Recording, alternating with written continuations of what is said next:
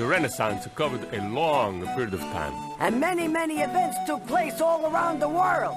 In England, Shakespeare wrote all of his famous plays. Wealthy Brits began carrying pocket handkerchiefs. The poor people used something else. They called it the hand.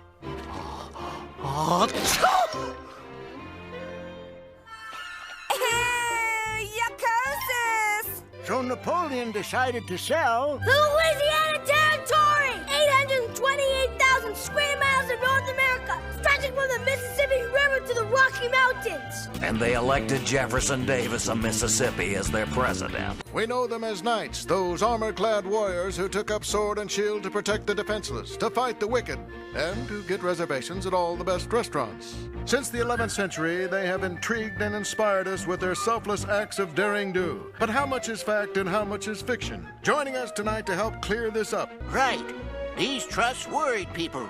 So Teddy Roosevelt started breaking up the big companies and earned himself the nickname Trust Buster. Listen to me, Weasel. I'm going to go warm up the audience. While I'm out there, your job is to put together a solid half hour of interesting stuff that's funny. Phew. Oh! General Jackson, sir! Eddie, soldier.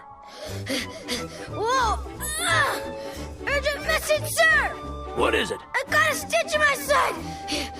The message, soldier. Let me catch my breath, will you? I'm tuckered out! The message? Oh, keep your pants on! Jeez, what a grouch!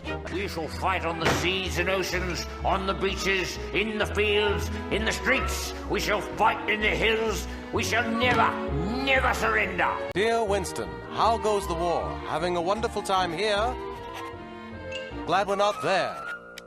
With my program, all of their fat cells will disappear permanently. Born in 1757, Blake published his first book of poems, The Songs of Innocence, at the age of 32. The poems were engraved by Blake in an ornate calligraphic style that became his trademark. One of his most famous poems from this work expressing his deepest thoughts about man and God was The Lamb. At 34, he ran for the U.S. House of Representatives and lost. Of course. Now how about the lampshade? Can we give that up too? You know, the one in your quarters, fancy one with little whales on it. But not anymore. Now, thanks to Abe's Tall and Geeky Shop, they just call him Homely. And I'll take that as a compliment any day.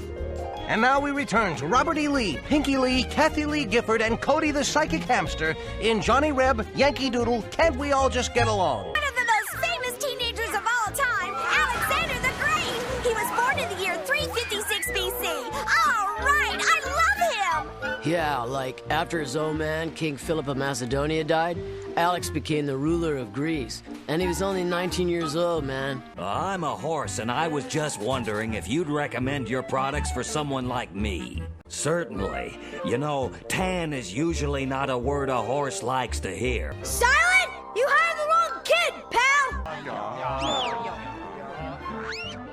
Yeah. In 1795, the country disappeared entirely after all the invaders split it up. But that didn't stop Napoleon from invading the Polish plain in 1807 on his way to Russia. In 1814, France was invaded and Napoleon got the boot. Oh, Mapatito, yeah! He was sent into exile on the island of Elba in the Mediterranean Sea. Well, that's all for today from... Meanwhile in history.